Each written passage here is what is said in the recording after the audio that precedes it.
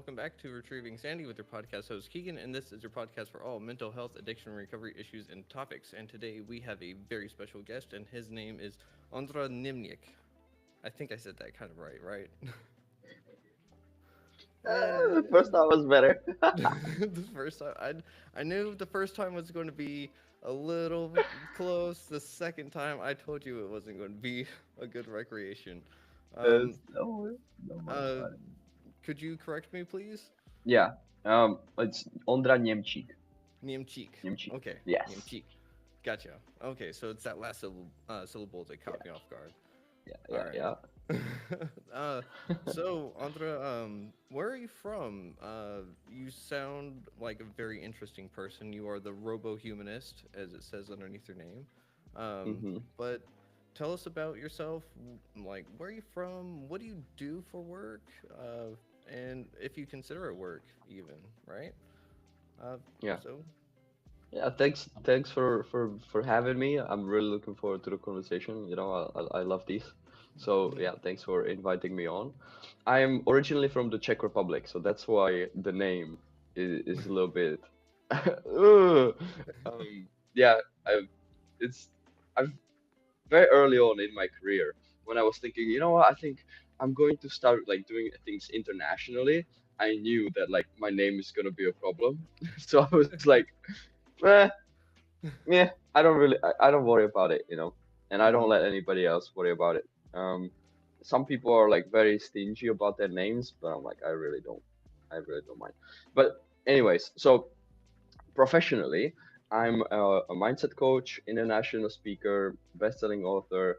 I've been a digital nomad for 2.5 years. I lead a community as well, and I'm a content creator. I make a lot of videos and I write a lot of content. Oh wow. And the reason why I do this is because, and we'll get into the deeper topics as well, but I overcame my own depression and social anxiety without therapy and medication. Hmm. And I I've been to about 22 countries now, 20, close to 25 countries, and yeah, so it's been a wild journey. As you can tell, I'm also very young. I'm 24 now, so I've done a Wow. lot of the groundwork on mental health and all of this um, Hmm. very early, and yeah, so now I do consider it work, but it is Hmm. like a work that I'm really passionate about, and sometimes it feels like work, and sometimes it doesn't feel like work, Hmm. you know? And yeah, so to answer that question, it yeah, sometimes it's work, sometimes it's not. But it's not all like, oh, amazing, like I don't have to work because I'm doing this thing that I'm passionate about. Like, it's still like, yeah, okay, I have to do this and that and it's yeah, it's for work. Yeah. Well, man, I've got to say, sorry about that. You've got a very interesting life, and it sounds like you've done a whole lot in 24 years. Um, and I've got to say, like, not only am I impressed, I'm a little jealous.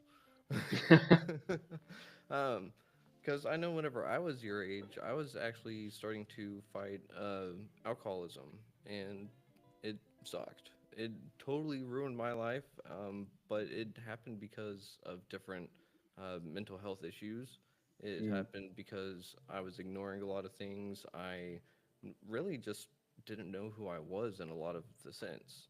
And so it sounds to me that you kind of didn't maybe know at first, but now you know who you are and you really stepped into it. And now you're trying to help all these people find themselves too. Is that kind of right?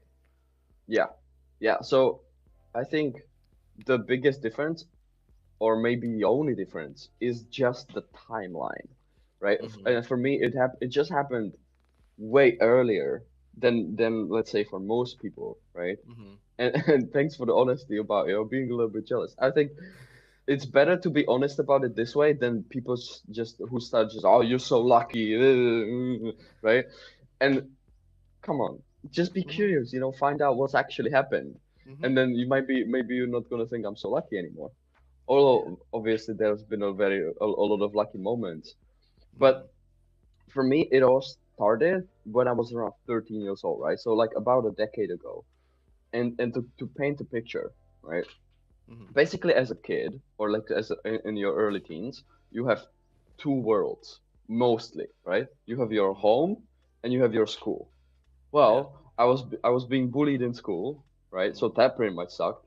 And my Mm-hmm. parents were very toxic people towards each other and towards us as well. So it was like basically screaming every day and like Mm-hmm. very strict and almost nothing allowed, right?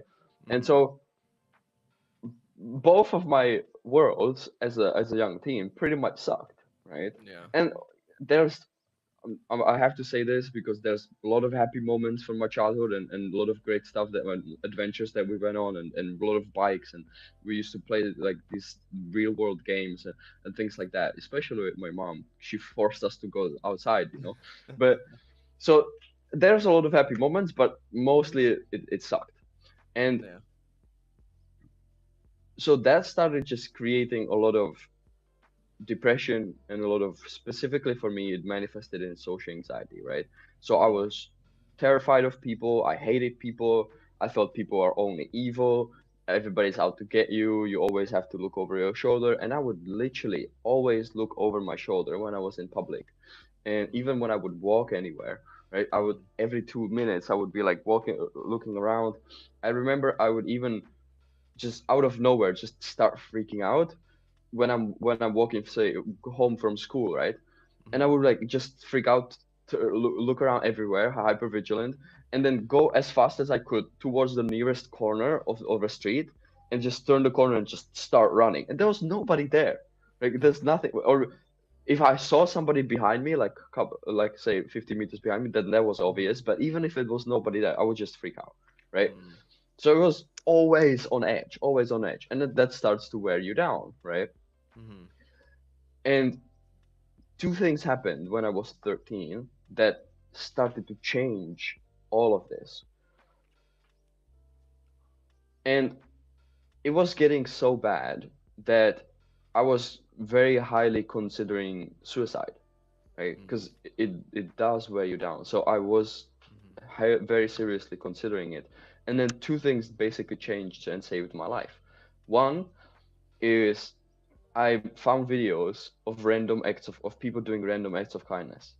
And it might sound kind of silly because it's videos on YouTube, but it literally saved my life because it showed me that there are good people out there in the world, Mm-hmm. and then maybe I just need to find them, right? So exactly like you said, like I was kind of lost, I didn't know what to do, I just knew I was suffering and I didn't know what to do and I didn't want to suffer anymore. And I didn't know what to do, I had no direction.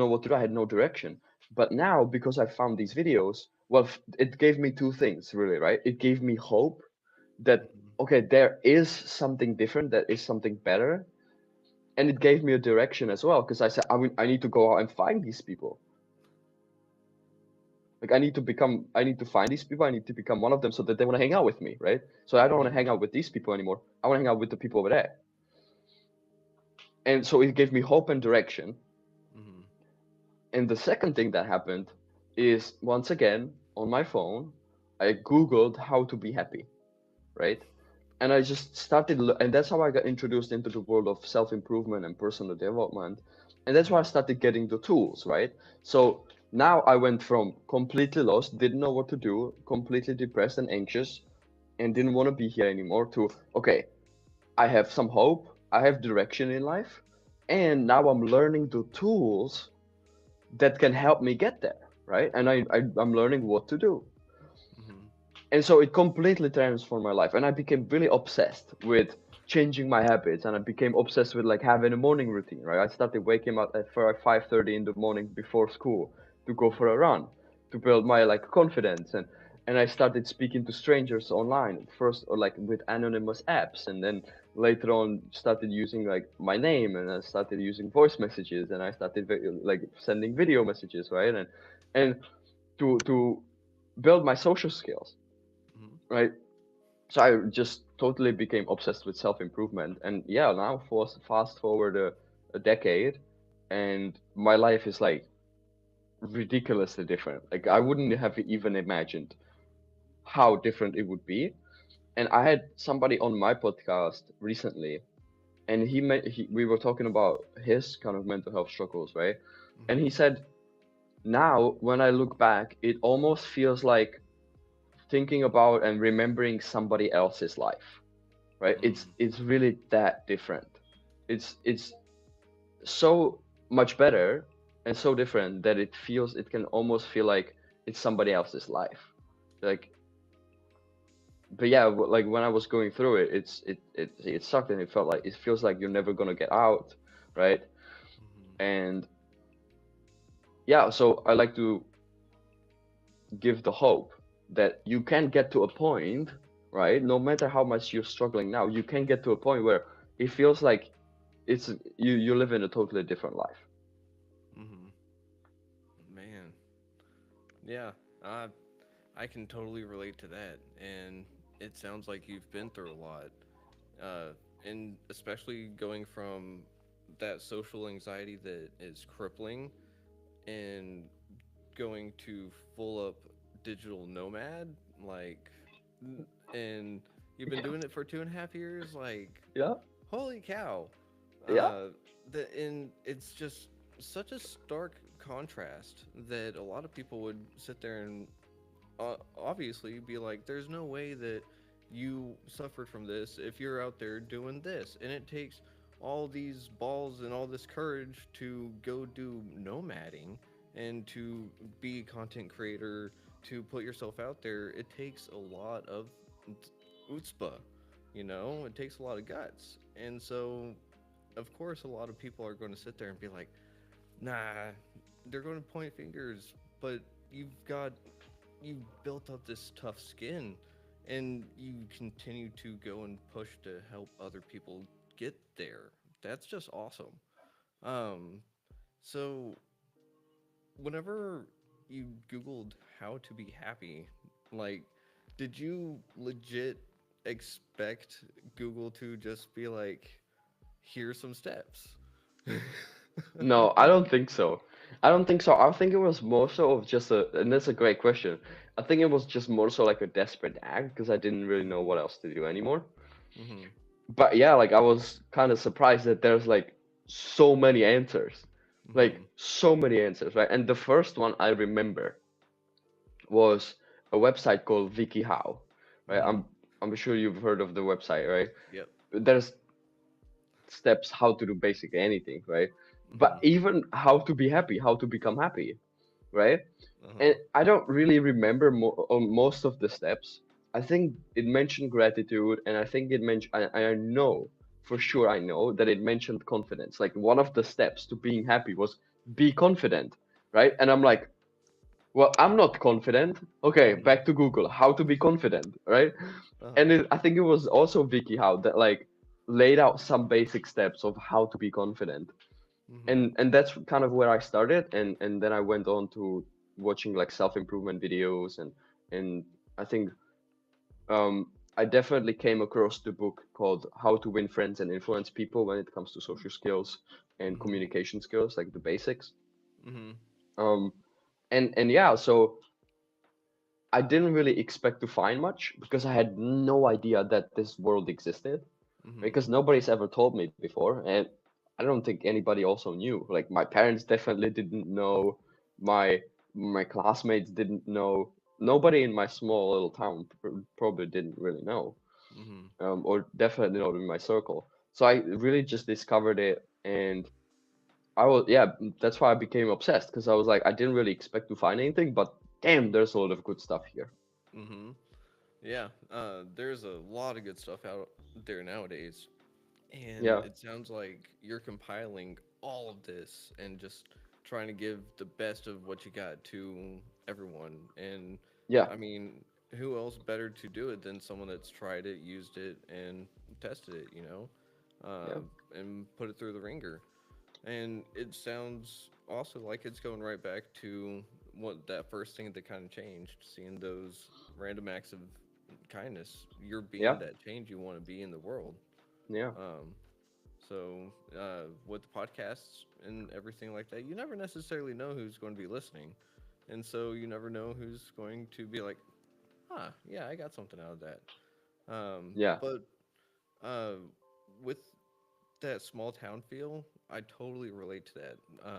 I don't know how small you're talking, but I'm from a town or small city of, I think it's at 200,000 for a population now. So that may be big. It may not be. Um, A little bit bigger, yeah. uh, My town is about 20,000. okay, so yeah, big difference. I did grow up on the outskirts of town, so my graduating class was actually like 42 people, and I went to school with Okay. I think 12 of them since kindergarten or elementary, since we just Mm, had this weird system. So I totally get that small town feel that makes you feel trapped, and no hmm. one else really feels like they want to get out to sometimes. And sometimes, in my experience, from like, thankfully, I'm outside my hometown at the moment, but like, I don't have anything to knock on wood. Hang on. There we go. Um, a lot of people wind up back in my hometown. It's like a black hole. So I don't know if yours is kind of like that too. Like people will leave and then they come back and then they leave and then they come back. Um, but Yeah. it takes confidence. It takes a lot of effort to get out of that.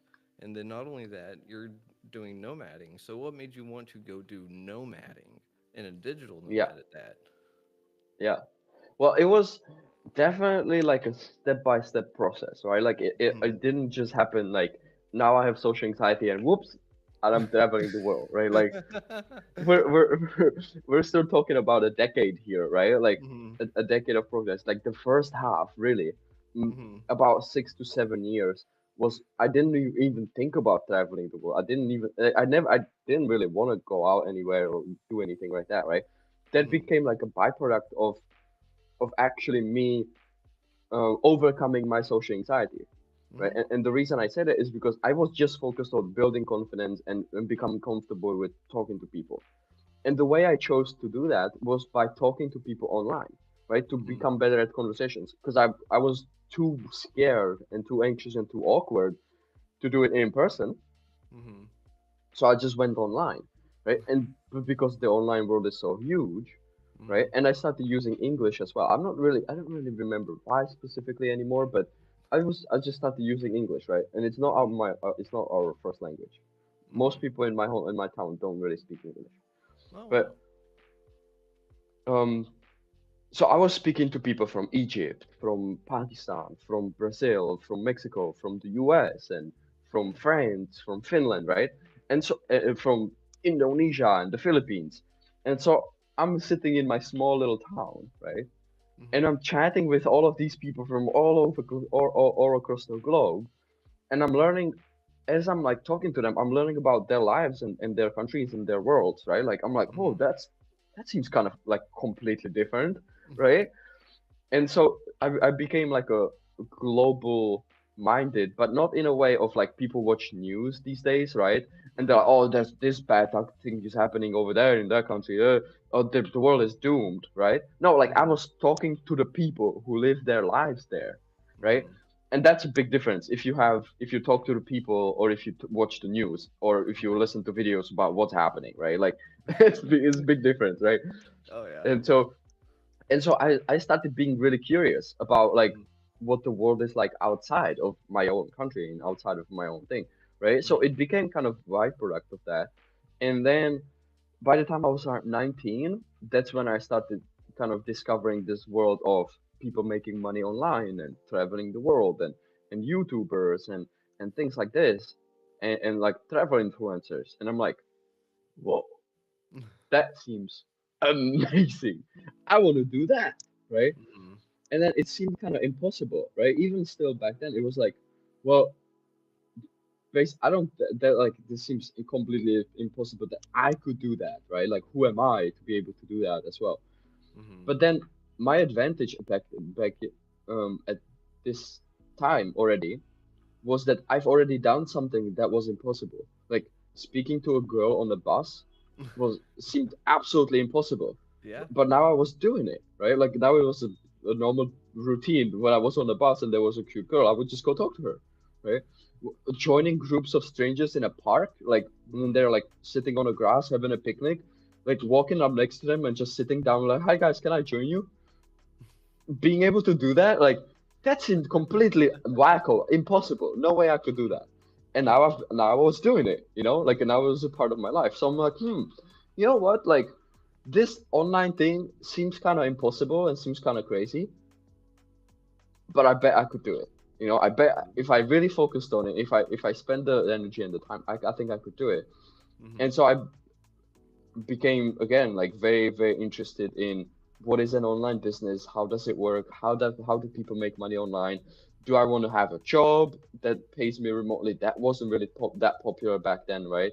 There Mm-hmm. were a few around, but this was before the pandemic, right? So it wasn't really that popular. It was really the online business way that was like the big one. Mm-hmm. um and so I was like, well, okay, what is affiliate marketing? What is dropshipping? What is this? What is that? And I started learning and trying things and testing it out and invested some money and lost some money and worked a lot of hours. And yeah, so that was kind of the motivation behind it, was just like curiosity Mm-hmm. and seeing what's out there and already knowing, talking to some of the people. Mm-hmm. One thing I will add that I kind of skipped over, Mm-hmm. that it my, let's say, work travel experiences Mm-hmm. actually started when I was 17. This Oh. was in the second year of my high school. It was in the second year of my high school. Mm-hmm. And in Europe, we actually have, um, my school was chosen as one of the schools from like a European Union program, Mm-hmm. um, to have like a, um, oh, hmm, international international internship. There we go. Like an Ah. international Mm-hmm. internship, right? So they took 12 kids from Mm-hmm. from our school, and they said you can go to for 3 weeks. You can go to Hungary in Budapest, Mm-hmm. um, which is like two countries over, Okay. and you're gonna live there for 3 weeks, and you're gonna get like a job, right, in your field. I was studying electronics and automation Mm-hmm. and technology. Um, Ah. and so that was a part of it. That was like my first. Already knew at that point that like maybe because I've been talking to people, right? I've been talking to people from all over the world already, and I Mm-hmm. knew, like I'm curious. And when I went there, I was like, wow, like living here is really cool, right? Mm-hmm. Living here is really awesome, right? And it was only 3 weeks, but it was really great. And then the second time was one of my classmates.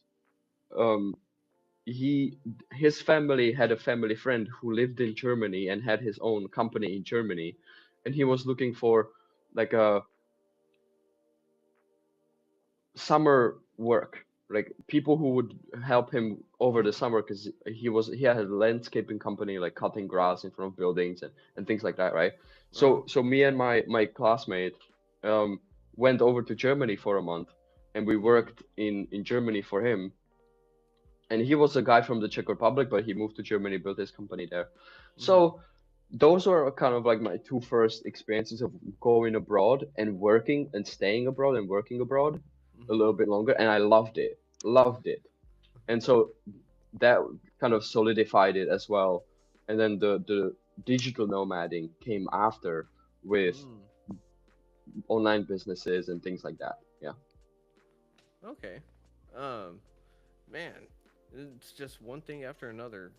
For 24 years, you sure did pack up a whole lot. Yeah. If I condense it, if I condense it really well, or if I Mm-hmm. condense it, I say, um, I overcame my social anxiety and depression without therapy and medication, and I've worked in 8 different fields in 4 different countries before I became fully self-employed, and a digital nomad. And since then, I've been to 20 countries. So yeah, Wow. for a 20 year, 24-year-old, it's, if you really pack it up, it sounds like a lot. No, that is. that is quite a like list of accomplishments, especially at 24. And again, just got to say, I'm jealous because you have that confidence in everything that I wish I had years ago. In fact, if people were to ask me, I would tell them like I still don't have that much confidence. Like I just say I'm going to do it and see where it kind of goes. Um, and I don't know how you built up your confidence. You said that you Googled it. You said that you Googled how to be happy, and so I mean, Google just seems to be your best friend. Uh, Yes. Yes. uh, Well, nowadays it's changing more towards AI and ChatGPT, right? But mhm. yeah, Google is still. I think they use Gemini. Yeah. Google's AI. Yeah. Mhm. So it's becoming more of an AI than just Google these days. But yeah, Google was a big part of my life, and technology and social media as Mhm. well. And that's Yeah. where the robo humanists come from. Because we'll get back on the later, but I'll also tell you like how to build the confidence or how I built my confidence and Okay. how I protect my confidence. Yeah.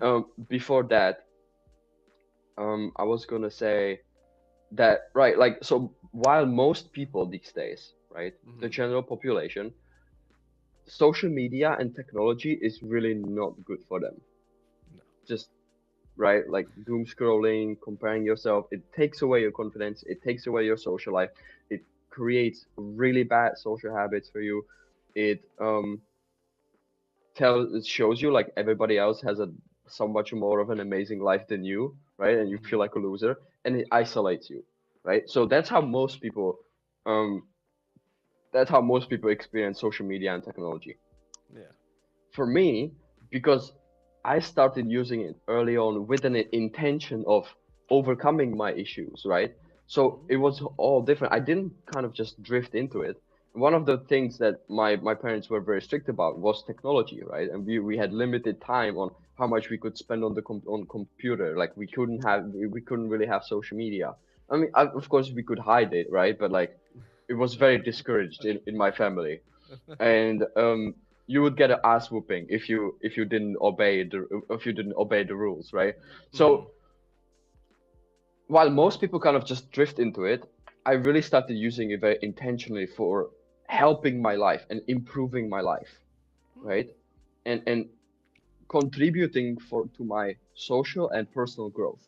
Mhm. Whereas most people kind of just drift into it, right? And this is where like the robo-humanism kind of started coming from, Uh-huh. because I was able to figure out ways how I use social media and technology in healthier ways. Mhm. So in a way that it's helped me improve my life drastically, right? In the social aspect, in mental health aspects, in professional aspects, in traveling the world aspects, right? So all of it comes from social media, and all of it comes from technology and phones. Mhm. So yeah, that's why I want to push that out there as well and talk about it a little bit more. Yeah. Yeah. For for sure. And that is one of the things. We are probably a generation apart. Uh, Interestingly enough, and so it's interesting because I'm older than Google. Um, so for me, I grew up outside a whole bunch and all these other things. And so you have these technologies at your fingertips that I grew up with, but at the same time, we can see the difference in how they're utilized. You utilized it with intention, and I love that. That is something that I haven't really heard about until kind of recently, and it was more or less like, hey, if you want to see more of this, go like and do some of this with the algorithm, and you'll see more of that stuff. But I haven't really heard of someone that got into social media for the pure aspect of let me improve my social skills. So how did that really play out? Of course, it was really beneficial, but like, how did you start? Because I'm sure someone out there is going to hear this and be like, I want an international pen pal. because Hmm. those are a thing nowadays, especially with the internet. So you don't have to just stick to Facebook, right? There's other websites to socialize with people Yep. all over the world. So Yeah. what are some of the tools that you used? So now I basically just use Facebook mostly. Mm-hmm. But back then, it's funny that you mentioned that you don't have to just use Facebook. Back then, I didn't use Facebook at all. I think maybe for the first year, I think I started a Facebook page, like a profile, like a little bit later. Mm-hmm. I don't remember the name of the app. Like I couldn't tell you. Maybe it still exists, maybe not. Mm-hmm. But it was this app on your phone, and it basically had just like one feature, Hmm. and there was this like little paper airplane right in the middle of it, right? Uh-huh. And you would click the paper airplane, and then the paper airplane would fly around the like tiny globe for like 5 seconds, and Uh-huh. it would directly match you with somebody else who also clicked the plane around the same time, and it would just put you into chat Huh. randomly, right? And that's what I started using, right? And I was just chatting with people there. And of course, most people kind of drift away. You have one conversation and you never speak to them again. Uh-huh. But with some of them, we became somewhat friends, right? And we started Uh-huh. chatting more and more. And with one of them, I'm still friends. Like, so she's my oldest online friend. We've been in touch for 8 years or something like that. She's in Oh wow. Brazil, right? And we still talk every now and then. Huh. I haven't been to Brazil yet, but when I go, we're probably gonna meet over there, right? So, or once she starts to venture outside, or if she will, right? Mm-hmm. So yeah, so for me, that was the very beginning. It was just an app that like there's no distraction with content or with different, and you don't have to be worried about, oh, am I bothering these people by sending them a message, right? Mm-hmm. Because they've already said I want to chat. So that was the easy beginning, right? And Hmm. then when I got more comfortable with that, when I got more familiar with that, I started doing other things, and I started reaching out to people in Facebook groups and things like that, right? So Facebook groups are still, I think, one of the most amazing tools that Mm-hmm. we have that most people don't really utilize very well.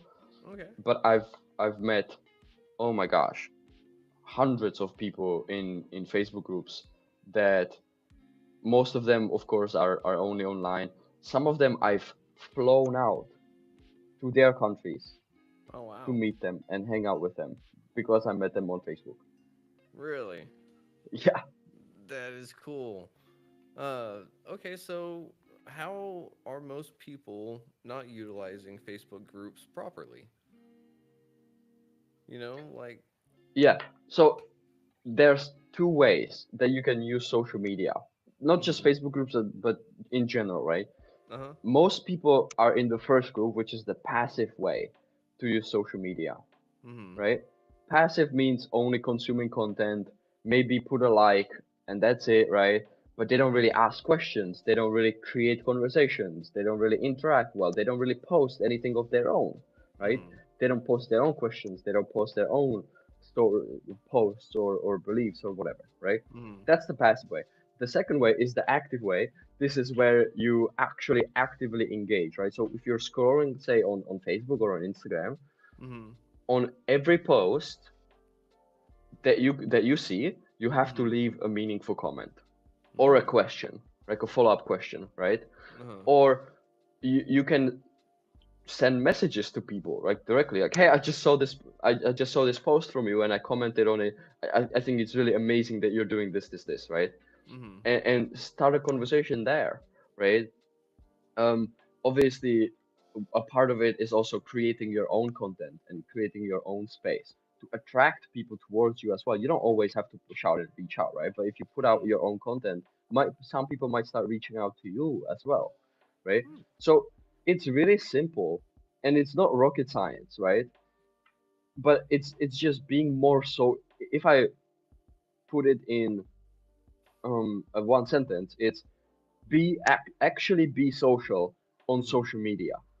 But most people are not social on social media, right? Like, and just like to go a little bit deeper, it means again starting conversations, Mm-hmm. asking questions, having interactions, and not only for the purpose of being angry and spreading hate comments and stuff, but like no, like just set genuine intentions of like, I want to have a conversation, I want to get to know somebody, and then I want to talk to them, right? And the progression goes usually something like this: comments, messages, voice messages, video call, video call, video call, video call, video call, in-person meeting, Hmm. right? That's kind of how you want to do it in the beginning, especially when you're still kind of anxious and you don't really feel very familiar. Hmm. At this point, and if you don't have like, if you're not in specific communities, let's say, Hmm.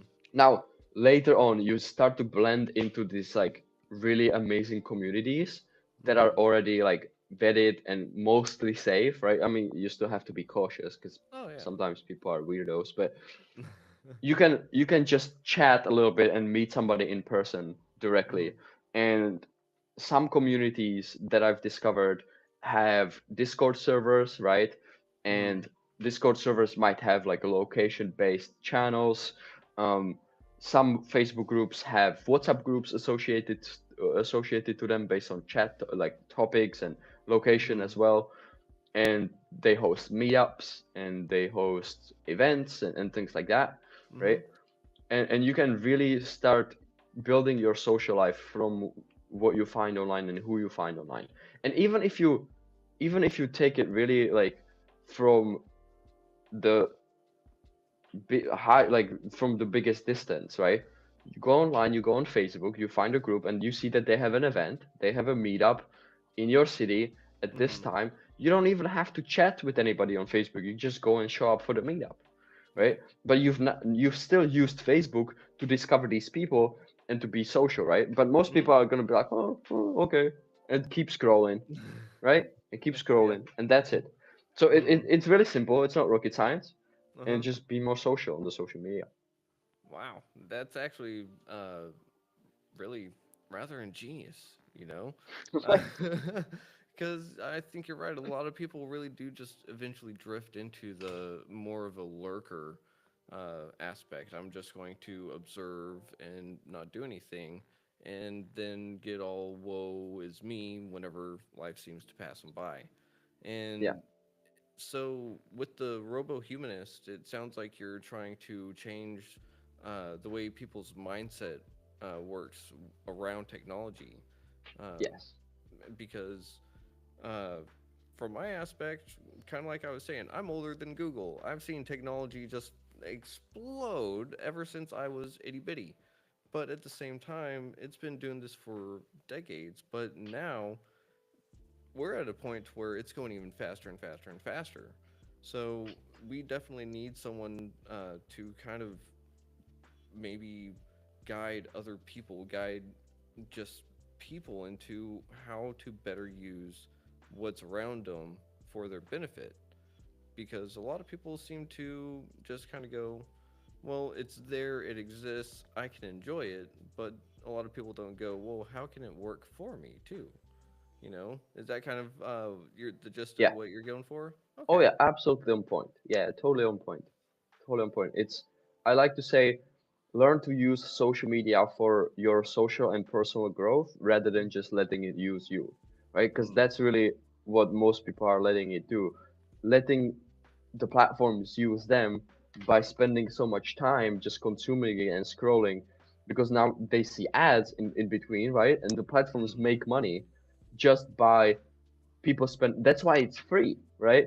Mm-hmm. That's why it's free, because it costs your time and attention, and they make money from your time and attention. And the crazy thing is that basically with social media platforms, Mm-hmm. we are the product. Like the Mm-hmm. platform itself isn't the product. We are the product, and Facebook is selling us and our attention as the product to advertisers, to companies, right? That's how they Mm-hmm. make money. That's why it's free for us, and that's why they are still a billion dollar, trillion-dollar companies, Mm-hmm. because they sell us, they sell our attention to other companies, Mm-hmm. right? So yeah, it's wild. There's a great documentary on this. I think it's done by the Center for Humane Technology, called the Social Dilemma. Great documentary. If you haven't seen it, it's on Netflix. I think you can find it somewhere online as well. Um, Definitely check out The Social Dilemma as like the first step into Mhm. if you want to start using social media more intentionally. Um, Mhm. it will warn you about all of the dangers that you're not aware of and all of the bad stuff that's happening in the background that you don't really know that's happening.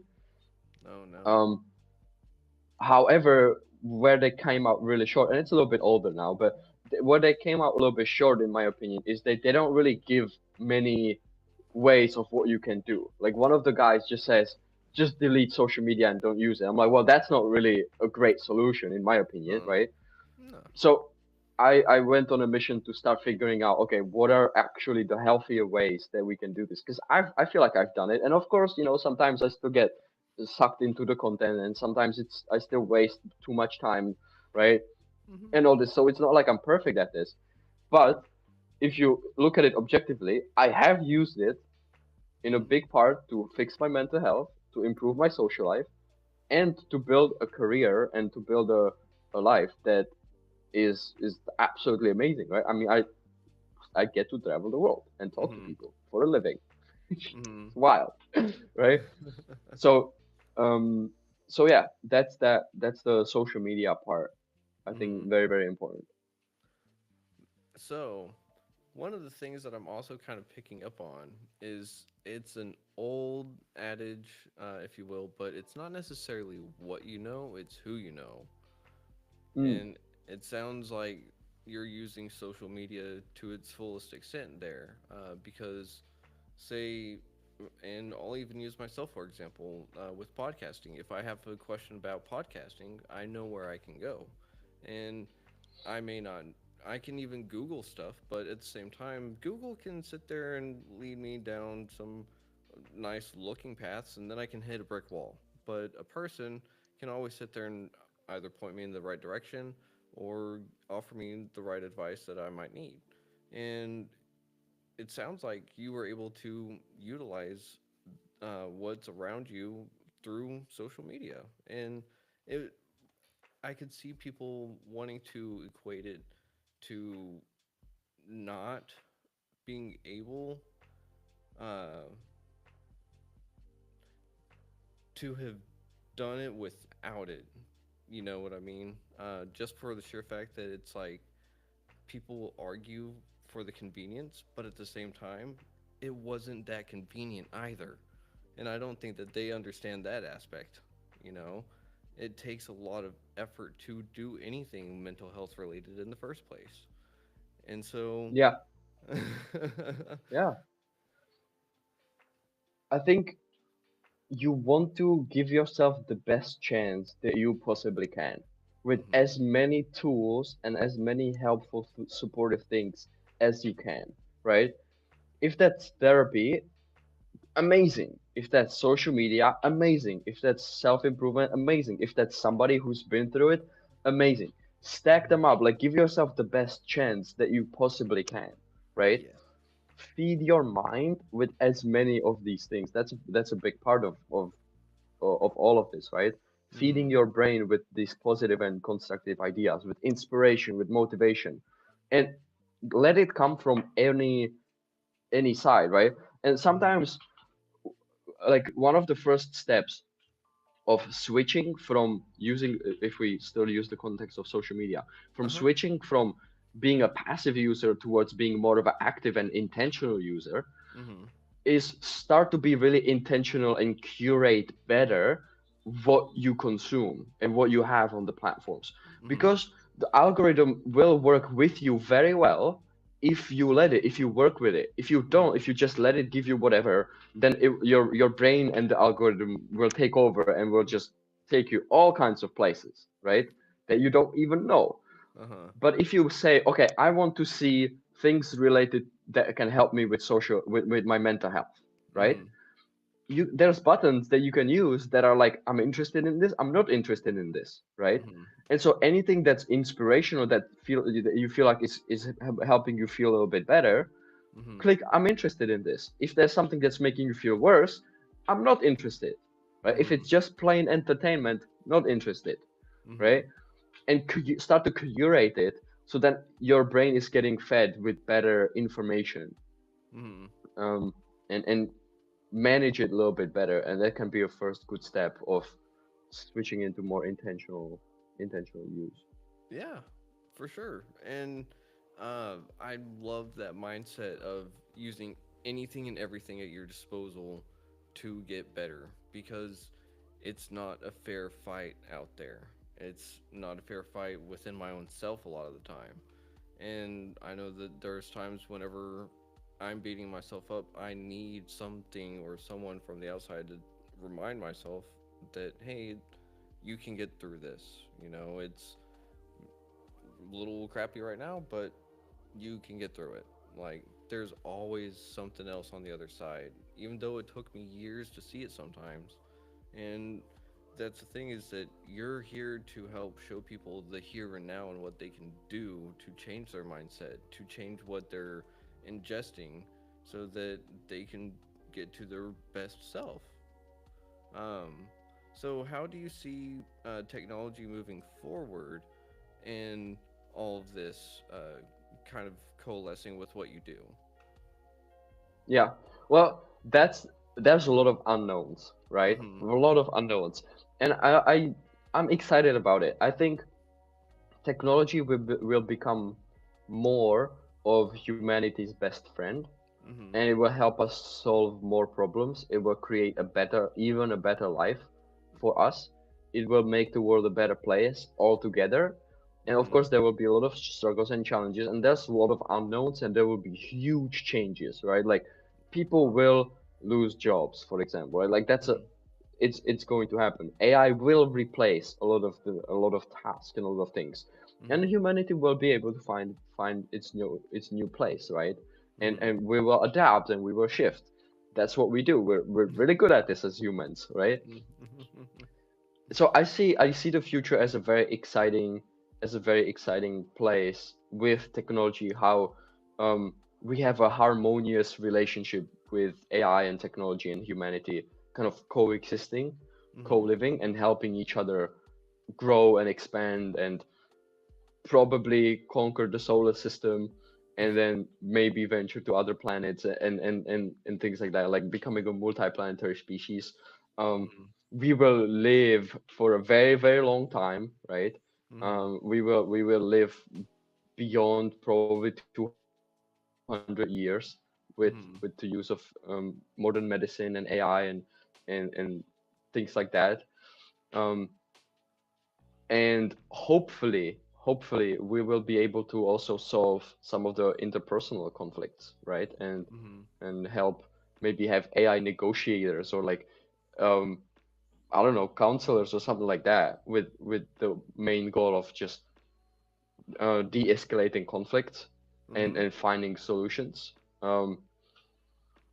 Again, Yeah. lots of unknowns, have no idea, right?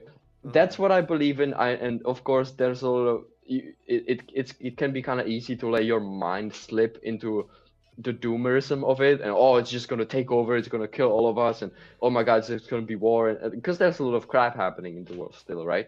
Mm-hmm. But I'm very optimistic, and I always focus on the good stuff. Yeah. Something that's been kind of recent. I'm not sure if you've heard of Neuralink, or how much you've Yeah. heard of Neuralink. Um, Mm-hmm. right? I had no idea that they already have human patients. I remember that Mm-hmm. last year, they were like, they had this monkey who was like playing video games with their mind, with controlling computers. Uh-huh.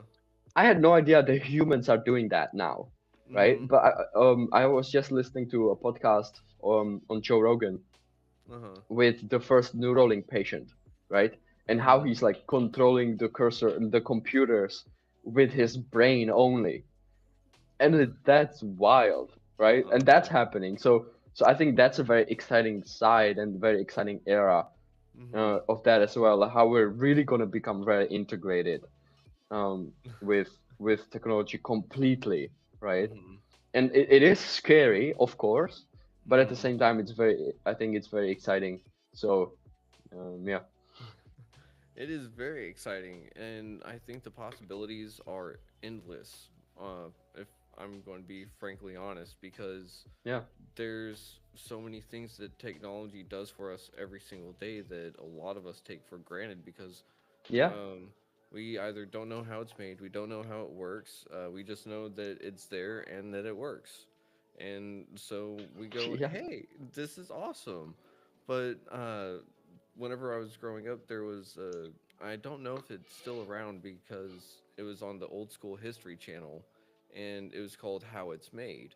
And so it would go through Mm. all these processes and all and just show us all these super simple things that we take for granted. And I feel like technology is about to be doing that again. We're going to be looking at social media like Facebook, and we're going to be like, oh, wow, that was 20, 30 years ago, but it's like a relic. And we're actually now walking around in Facebook lobbies. Bless you. Yeah. Thank you. Of course. But that's going to be super cool because I think that you'll be on the forefront of helping people navigate that realm, because it's not going to be one that is just, hey guys, like, here's a Facebook virtual lobby, go meet your friends and family in VR. Uh, it's not going to be super simple like that. You're going to have all sorts of pitfalls and things to look out for. Um, and I think that you're going to be the right person to help tell people, hey, that's probably not a good idea. If you want a good one, you should go over there, you know. Yeah. Um, but uh, we are nearing the end of this radio episode, unfortunately. So for the people that are listening on air, is there anything that you would like to leave with them? Yes. I like to end with no matter what you're dealing with, remember that alone you are strong, but together we're unstoppable. So reach out for help, share, connect with other people, right? Even in the context of mental health and addiction, there's many, many, many other people out there who are dealing or have dealt with the exact same things that you are dealing with. And if you connect with them and you bond over your struggles with them, it will really, really help. It really, really helps, right? So yes, alone you are strong and you can overcome so many things alone, but together, especially towards the future as well, with bigger goals, only together we're unstoppable and we can do basically anything. And yeah, humanity will thrive that way. But we have to do it together. It cannot be individual. Mm-hmm. Oh, that's beautiful. I love that. And real quick, for our listeners out there, with the holiday season still around us, don't forget that if a loved one needs a certain number, the number is 988 for anyone that is in a crisis of sorts. But um, Ondra, it's been absolutely a pleasure with the Robo Humanist. And real quick, where can people find your social links? Where can they Yes. find you? All of that stuff. Amazing. So best place to find me is the easiest is just go on Instagram and search for Robo Humanist. I have a profile picture with orange background, so you'll find it you will find it easily if you see orange background with this face. It's me, and yeah, if you want more information, send me a message. Even if you send me if you send me a keyword strategy, then it has like a little bit of an automated chat that will take you through if you need more help with confidence and mental health or with other aspects, and you can go through that, get some free gifts and some guides over there, and then I'll enter the chat and we can chat as well. Oh, that's very awesome. Well, I appreciate you sharing that with everyone out there. And also, I do have to ask because not only do I ask everyone that comes on the show to come back on second time, but I would love to have you back on because technology evolves quickly. You've done a whole lot in 24 years, and so I'd like to see what happens in a few months or so. So, Yeah, would you like to be yeah, back let's do on? it. Yeah, Sweet. absolutely. Let's do All it. right. Well, I appreciate that very much, and uh, I mean, we've got a couple minutes to spare. I kind of hit that a little bit too quick on my end. So, um, but being where you're at the moment, where are you in the world at this I'm in point? Vietnam. Vietnam. Oh Yeah, I'm wow. in Vietnam. So what is it like? Hang on, let me guess. It's at this time of recording. It is 10:03. So I'm guessing that you're 10:03 p.m. So what is that? 20:03. Um, is that right? 20 It's 22 It's 11 a.m. 11 a.m. I was going. on on Monday. So you still have Sunday. I'm a little bit in the future. Hmm. I Ah. think it's Monday today, isn't it? Yeah, it's Monday. So if you're in the future, that means that you know the lottery numbers for. Well, no, you don't. Not yet, because they I draw mean, those yeah, in for Vietnam maybe. April. um, but what brought you over to Vietnam of all places? Mm. So I've been to multiple countries around Southeast Asia. Uh huh. Um, Vietnam, Thailand, Malaysia, Indonesia, Singapore, Cambodia. Hmm. Um, I've also been to the US. I've been to Mexico. I've been to a bunch of places around Europe. Um, Oh. Southeast Asia is a wonderful, wonderful place to live. Hmm. Or like yeah, to hop around the different countries and Hmm. things like this. Vietnam itself, is really affordable. Oh. It is absolutely amazing people. Like great amenities, um, and the quality of life here is really high, and Hmm. the cost of living is really low.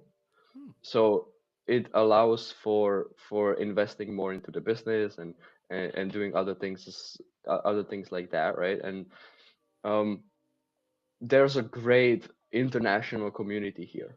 Hmm. We have, like, yesterday I was at a workshop about happiness, for example, right? Like, Hmm.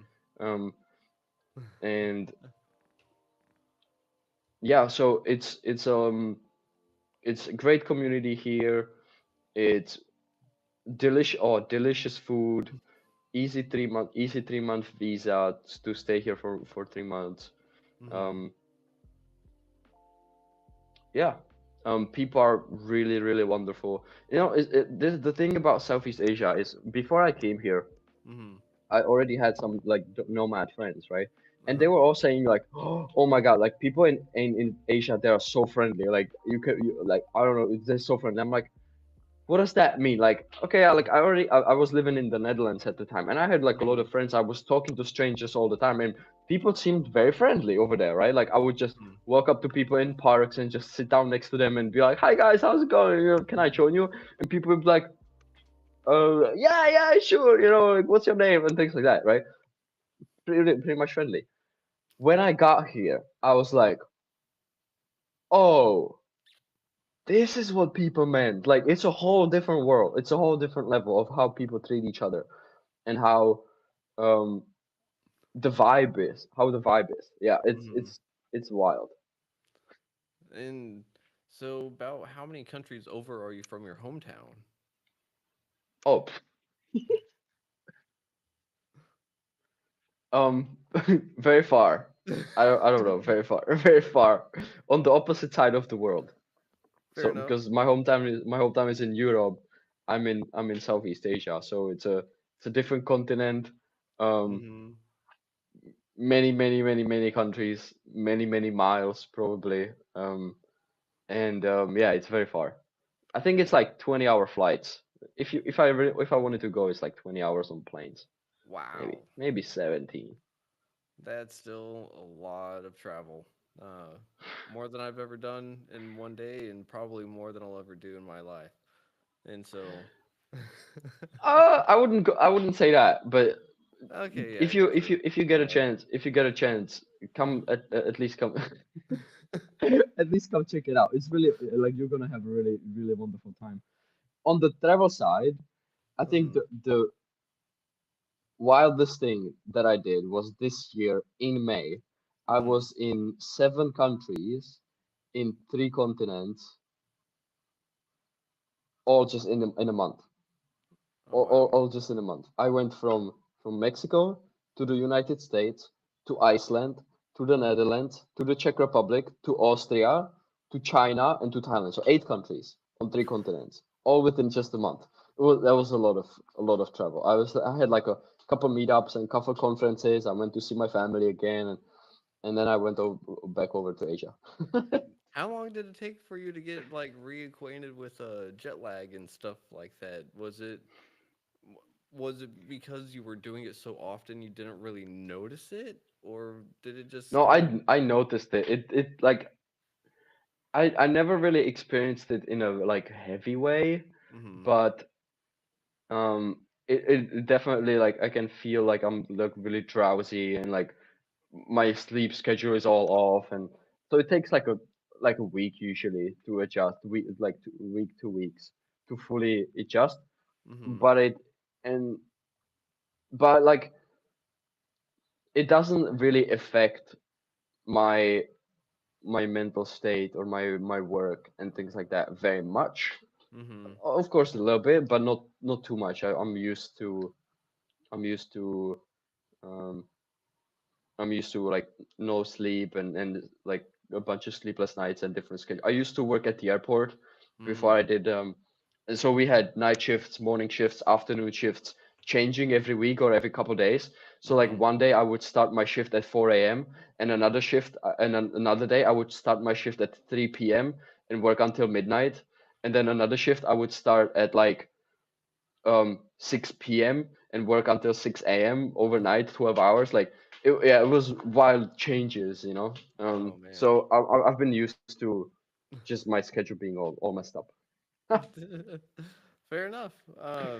Well, I gotta say, I gotta thank you for being on the show this evening, and I also gotta say thank you for doing it at such an early.